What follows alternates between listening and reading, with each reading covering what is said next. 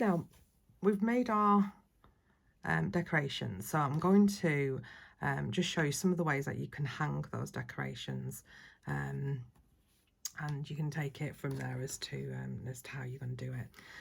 So a very simple way is to literally just cut a length of yarn off. I'm using this red yarn, well, this sort of burgundy coloured yarn, wine coloured yarn, to give you an idea of how you might do it. So you could just take the yarn, and so for example on this star, I've put a hanging loop on. If I hadn't, I could just put it through either here and then add extras to it. So it could be as simple as that. Personally, if I was going to do it this way, I would thread the yarn through. So I would gather it like this and pull it through, so that it was going through the top of my star and I was able to hang it in that way. So on the light, obviously I would then, if I imagine that I was going to be doing this one, I would have already have done my section here. If you remember, it should have 3 single crochets along the top, so I'd assume that I've already done that, and I would do in the single crochets, I'd do exactly the same. I would pull it through one bit and take it through the next bit and do it like that, just pull that through,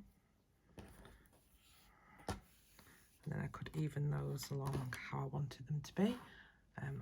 Obviously you probably wouldn't have all of these on the same one. I'm saying that maybe you would, maybe you'd like it like that. And then for the angel, I would do a very similar thing. I would go underneath one of the double crochets at the back of the head, and one of the top ones, just trying to go under one strand of it, and then again I would grab the yarn and pull it through, and then again that gives me a hanging space for my angel. So that's one way to do it. It's quite a sort of a fairly simple way, isn't it, to do that. So feel free to use that if you wish to. An alternative way is to chain, and then as you come to them, to chain through. So you would create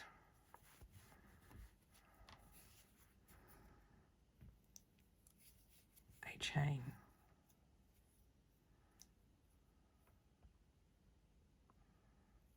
Oh, that's not working very well, was it? Oh, don't know why that. I think it just caught on the yarn as it went through. So you create a chain.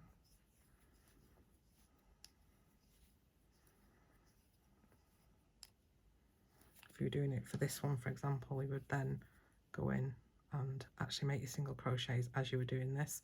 So this is probably a really nice way of doing it for the little lamp.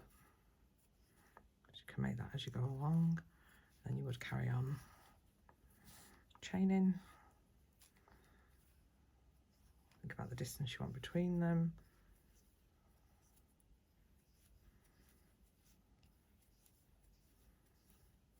And then at that point you could, if it was this one, you could go through and chain that through like that, or if you were doing it through the point, if you recall, there was a single crochet in the top with a chain between, so I'm just going to find that chain between, which is there.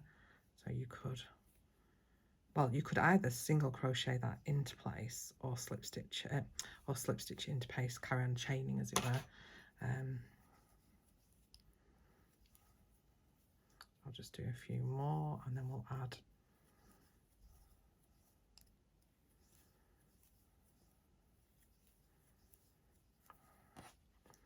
now. This time I would probably go into the top of the head of the angel, and again I'm very likely to do a a single crochet.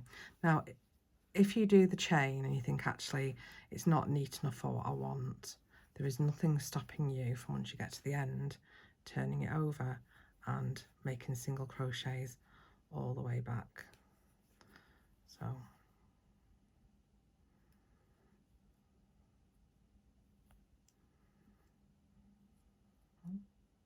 this yarn's proper splitty. So let me just pass back through.